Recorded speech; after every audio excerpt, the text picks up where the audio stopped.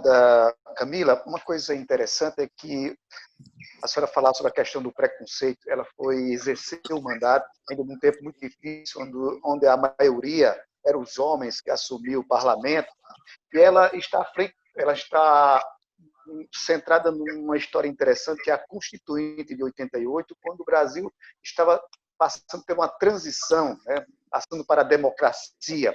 E é um momento muito importante. Eu queria que a senhora falasse a respeito desse momento, Lúcia Braga, nesse contexto da Constituinte de 88.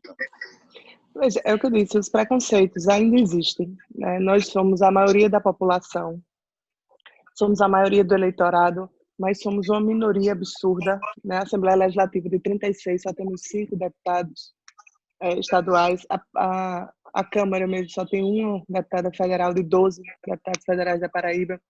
E aí eu fico pensando, quando me convidaram para fazer esse programa, eu fiquei pensando justamente nessa questão, né? Se nós hoje temos essa dificuldade, você tem que enaltecer a grandiosidade dela, a força que ela tinha para se eleger deputada federal. E uma deputada federal que fez parte da história por ser a primeira mulher, mas sobretudo pela nossa Constituição. A nossa Constituição, ela, de 88, ela já passou por, acho não, certeza, mais de 100 emendas para se adaptar a essa nova realidade que estamos vivendo de uma igualdade. Mas quando ela foi feita em 88, ela garantia uma certa igualdade, mas não da forma como é, mas não da forma como nós estamos buscando e lutando. Então, imagine ela conseguir ter o direito a uma voz, ela conseguir ter o direito a ter um voto, a pensar de como seria o Brasil a partir daquele momento, né? A partir que você faz uma Constituição, que a Constituição é o que nos guia, é o norte que dá para todos os demais leis, todos os demais direitos de todos nós, são os direitos fundamentais que ali estão. Imagina o quanto ela lutou por esses direitos, o quanto ela buscou esses direitos e essa igualdade entre homens e mulheres, né? Então, eu enalteço demais a história dela, porque, como eu disse a vocês, não querendo ser repetitiva, é muito difícil fazer política sendo mulher. É difícil para você conseguir o voto, é difícil você fazer com que as pessoas acreditem que você é capaz, que você pode representá-la. É difícil nós quebrarmos o machismo que vem da nossa história. Nós somos uma sociedade extremamente machista, a ponto de que muitas mulheres ainda não votam em mulheres porque o seu companheiro não deixa, porque o seu companheiro não acha que é capaz, né, que uma mulher é capaz de representar no parlamento, né, como prefeita, como vice-prefeita. Então, quando você volta na história, e estamos falando aí de 32 anos, né, atrás, você imagina essa dificuldade. Então, uma pessoa como ela, que realmente, ela inovou em ser deputada federal, ela inovou em ingressar nas nossas favelas e mostrar a realidade das pessoas menos favorecidas, chamando a atenção do poder público para essas pessoas. Ela inovou em ser uma primeira-dama, acompanhando o ex-governador Wilson Braga ali do seu lado, lutando e mostrando a sua força, né? Depois ingressou na Assembleia Legislativa e mesmo com um certo tempo que ela não ocupa um cargo público, que ela não ocupava um cargo público, ela se manteve sempre ali com respeito das pessoas, sempre sendo observada, né, com todo o carinho e a admiração. Então, é isso que nós temos que enaltecer. A dificuldade que nós temos hoje, vocês imaginem há 32 anos, você imagine o que era uma mulher querer ser deputada federal numa Assembleia Constituinte, né, fazer parte disso, chegar a debater a Constituição Federal, chegar a debater o futuro do Brasil, o futuro do nosso país, porque a Constituição veio justamente para trazer esses novos ares, esses novos direitos, para humanizar, para acabar um pouco com essa sociedade patriarcal, machista que nós temos, né? Tudo isso veio com base na nossa Constituição de 88, e ela fez parte de tudo isso. Então, é de se enaltecer, sem dúvida nenhuma, essa história. Essa história, como eu disse, né, ela não pode nem vai morrer, né? A morte leva a pessoa, a física, mas a história dela vai estar para sempre. E daqui, podem ter certeza, daqui a 20, 30 anos, quando tiverem mulheres como eu, deputadas estaduais, vão estar falando que Lúcia Braga foi uma das pioneiras, a pioneira em abrir as portas para que nós estivéssemos lá. Podem ter certeza disso. Então, só tem a enaltecer essa história, só tem a enaltecer essa ideia de que nós tivemos uma mulher paraibana na Assembleia Constituinte. Isso é fantástico, isso é de realmente orgulhar todos nós mulheres paraibanas. Verdade. Doutora Nádia, a senhora esteve também em algum momento com ela na Assembleia, exercendo o cargo? Não, na Assembleia não. Quando nós nos conhecemos, ela era deputada federal, eu não era ainda uma pessoa pública, eu era uma advogada, e, enfim, estava começando a minha vida, mas ela foi quem me incentivou, me levou para o PDT, me filiou ao PDT para eu sair candidata a vereadora e tal. Nós nunca fomos deputadas juntas. Agora, eu tenho muitas passagens da vida de Lúcia que eu estava do lado dela. Né? Por exemplo, nós estivemos juntos quando ela foi candidata a prefeita, nós estivemos juntas quando ela foi candidata a governadora, né? Estivemos nos comícios, nos palanques, nas caminhadas. Então, eu tive uma convivência assim, extremamente privilegiada ao lado de Lúcia Braga, aprendi muito com ela, sabe? Nós éramos amigas, ela me pegava de noite na minha casa, ela ia com o motorista e com Lucinha, e me pegava e nós íamos para as comunidades, sabe? Trabalhar, fazer reuniões, encontros com os segmentos. E quando eu falo o tanto quanto foi maravilhoso esse projeto Mutirão, e eu quero crer que tenha sido realmente precursor da Minha Casa Minha Vida, eu não estou exagerando. Você veja que tem aqui em Bahia, eu estou falando aqui de Bahia, e aqui tem um Mutirão, né, que saiu também desse ideário de Lúcia Braga, o Renascer em Cabedelo. Por sinal, eu não sei se o Tiago sabe disso, eu quero aproveitar para mandar um beijo muito carinhoso para ele, né, para a deputada Camila, que está aí, não é, participando. Parabéns pela sua inteligência, parabéns pelo seu depoimento. A Dayana também, essa jovem historiadora. É uma alegria muito grande estar com vocês. Então, eu me lembro que Lúcia falava que ela tinha também um sonho de ser candidata a prefeita em Cabedelo. Ela gostava muito de Cabedelo, ela tinha um amor muito grande por aquela cidade. Não sei se o Tiago sabe disso. E outra coisa que eu fiquei aqui muito emocionada quando a Dayana estava falando, porque lá em João Pessoa, eu morava no Cabo Branco, e a casa onde eu morava, por detrás, era a Rua da Barreira. Então, quando a barreira do Cabo Branco caiu, uma das vezes que caiu e morreram 8 pessoas, eu me lembro que eu estava em casa com minhas filhas, elas eram muito pequenininhas, e eu fui imediatamente para a barreira acudir as pessoas. E as meninas ficaram chorando, mãe, mas eu não quis saber, porque nesses momentos o que a gente pensa é ajudar. E eu fui ajudar as pessoas. E quando eu cheguei, era uma noite muito escura, com muita chuva, muito desespero, as pessoas correndo e tal. Lá estava a Lúcia Braga. Então, essa cena que Dayana citou, de Lúcia Braga, de camiseta, de calça jeans, de botas, entende? Lá com o pessoal da FUNSAT, acudindo as pessoas que acabavam de ser vítimas de um desmoronamento, de uma barreira.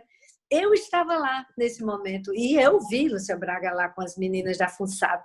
Então, são coisas que a gente não pode imaginar que estejam acontecendo e estavam acontecendo. Eu já era advogada, formada, já era mãe de família, apesar de ter casado muito jovem, com 16 anos, mas é lógico que eu já tinha noção do tanto quanto era diferente a postura de uma primeira-dama que não estava em chás beneficentes, não estava deslumbrada com nenhum tipo de cargo, não é? Nem fazendo pose para a burguesia, nem para as elites. Ela estava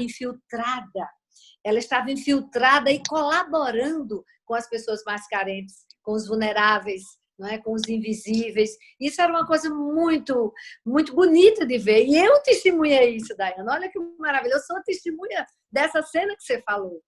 E eu me lembro também, uma das passagens aí da Dayana, ela falando como que Lúcia Braga, ela não era deputada somente por conta de Wilson. Nós não podemos absolutamente obscurecer a liderança de Wilson Braga em absoluto, mas que ela também tem seu valor, como a Dayana falou.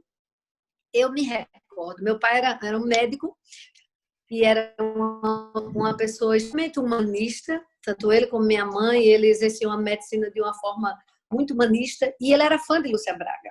E eu me recordo, certa feita, meu pai dizendo para mim que há muitos e muitos anos, talvez Lúcia ainda não fosse nem casada. Então, meu pai falou que Lúcia Braga, ela tinha um trabalho muito bonito aqui no Mercado Central, ela como assistente social. O Wilson Braga não era governador ainda, de forma nenhuma. Não sei se eles eram casados ou recém-casados, o Wilson deputado.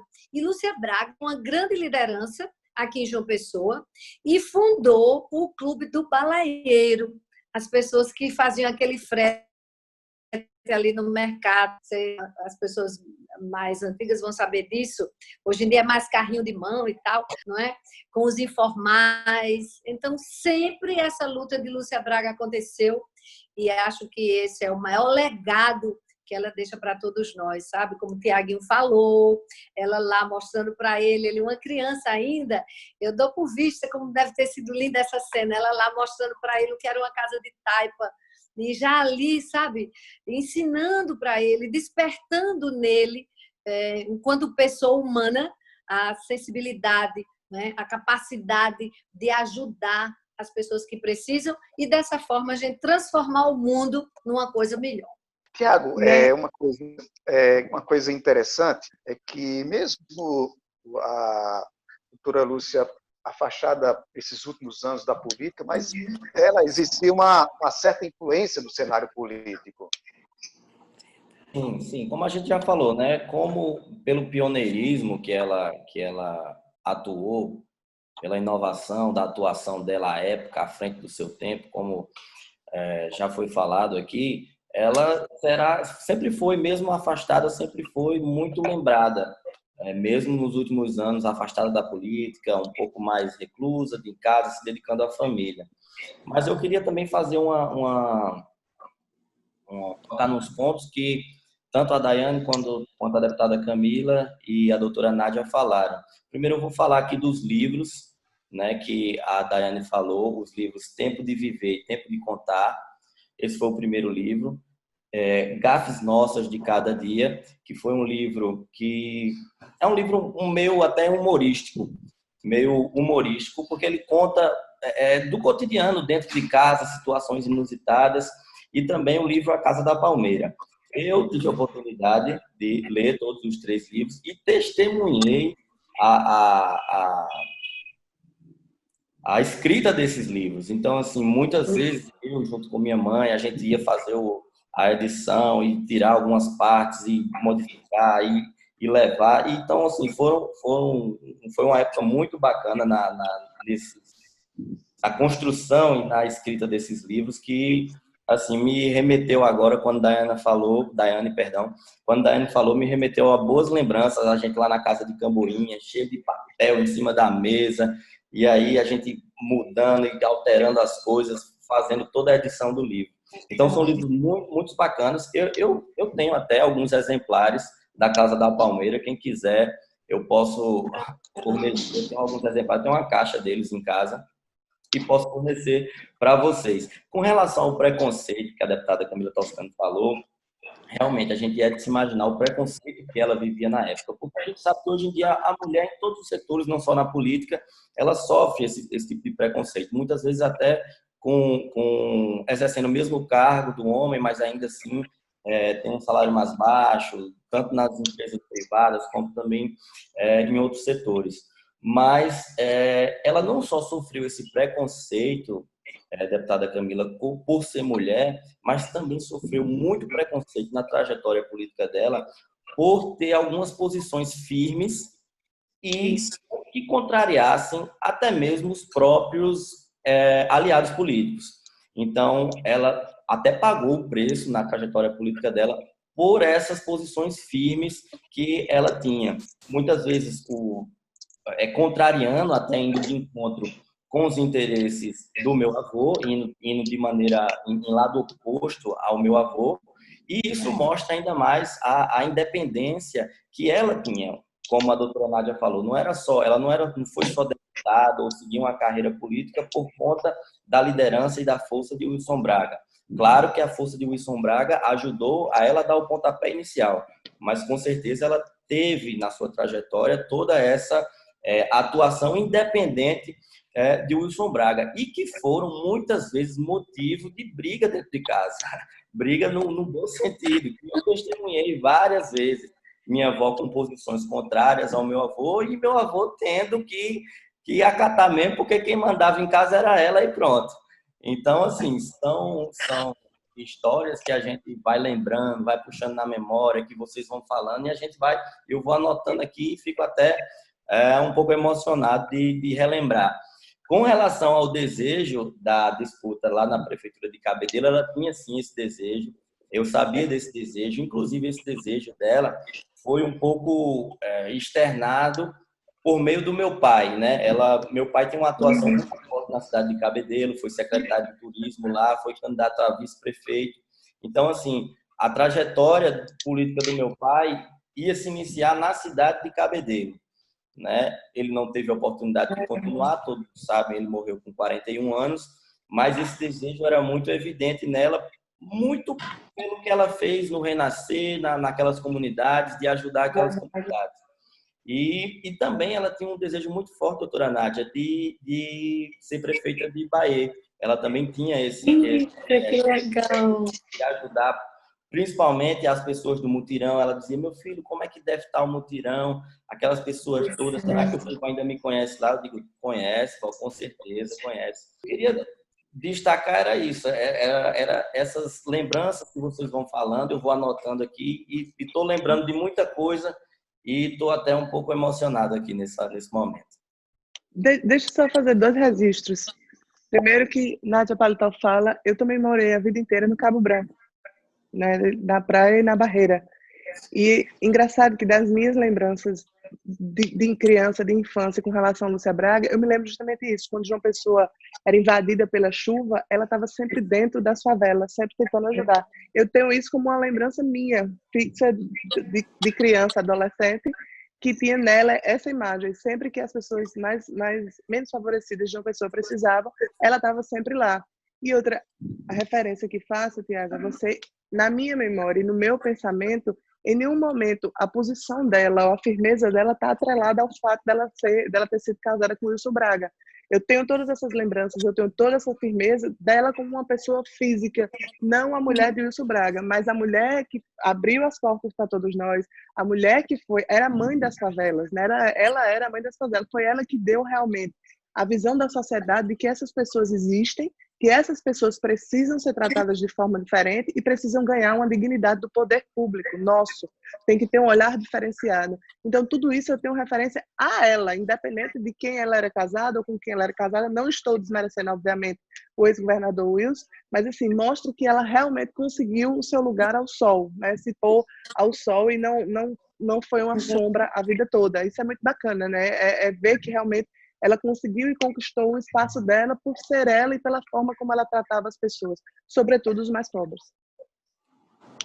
Uma coisa interessante, Tayane, é que o período das construções dessa parte residencial que a doutora Lúcia trabalhou, a Paraíba vivia o êxodo rural e as pessoas iam do interior para João Pessoa. E aí havia uns bolsões de pobreza em vários lugares da capital e ela saiu justamente ao encontro dessa necessidade. Eu queria que você falasse dessa questão. Sim.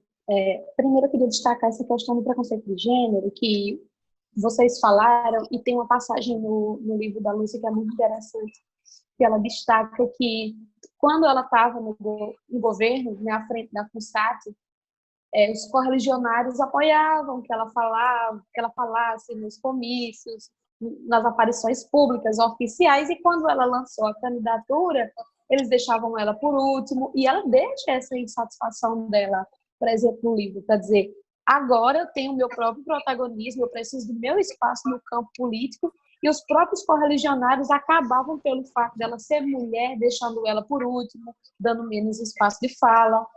Ela narra algumas passagens desse preconceito sentido no interior da Assembleia Nacional Constituinte, quando havia uma pressão para que o grupo de mulheres, né, que foi chamado de Lobby do Batom, votasse de acordo com pensamentos de seus maridos e que elas se opunham e elas votavam de acordo com suas perspectivas.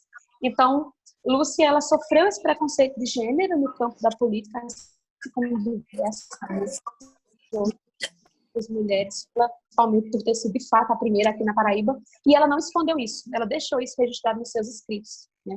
Sobre essa assistência no campo habitacional, a Lúcia ela conseguiu desenvolver um trabalho grandioso, né? Logo quando o Wilson e Lúcia eles moravam em Brasília, e eles retornam à Paraíba em 82 para fazer a campanha de Wilson ao governo do estado. Nesse momento, Lúcia monta um movimento, né, Movimento de Ação Feminina, o MAF, que é um movimento organizado, dirigido por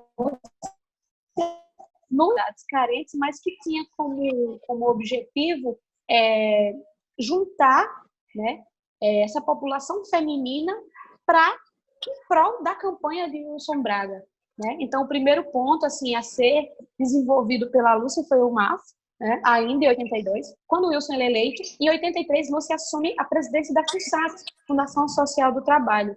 A FUNSAT ele era um órgão que tinha muita autonomia no governo do Wilson Braga. Existia uma secretaria de assistência social, mas tinha a FUNSAT, que tinha uma funcionalidade autônoma. Então, um dos pontos de maior assistência foi justamente esse ponto habitacional, né? Lúcia ela conseguiu realizar diversas parcerias com a BNH e desenvolver, como vocês já falaram, o mutirão, né, o projeto Taipa. Isso tudo estava em conjunto com um projeto em nível nacional, que era o João de Barro, né? Tinha esse projeto em nível nacional, o João de Barro, pensar essa atenção habitacional, mas Lúcia ela foi além na Paraíba, né? Ela foi a FUNSAT que propôs esse modelo de mutirão. João Pessoa, o mutirão de Bahia, né, foi um modelo a ser seguido. Inclusive, na década de 80, foi realizado um seminário em Recife, onde o mutirão de Bahia foi colocado como exemplo a ser seguido pelos demais mutirões que estavam em execução no Nordeste. Então, Lúcia, ela ia nas comunidades, ela ouvia a necessidade daqueles que estavam na comunidade, né? Ela participava dessas reuniões. Essas reuniões, na sua grande maioria, acontecia aos domingos, e Lúcia estava aos domingos no interior dessa comunidade. Então, assim, muito além de uma figura endurecida do mundo público, porque a gente tende a olhar para pessoas que estão inseridas no mundo público como uma figura muito endurecida, eu consegui encontrar um ser muito humano na Lúcia Braga. Muito humano, muito humanizado.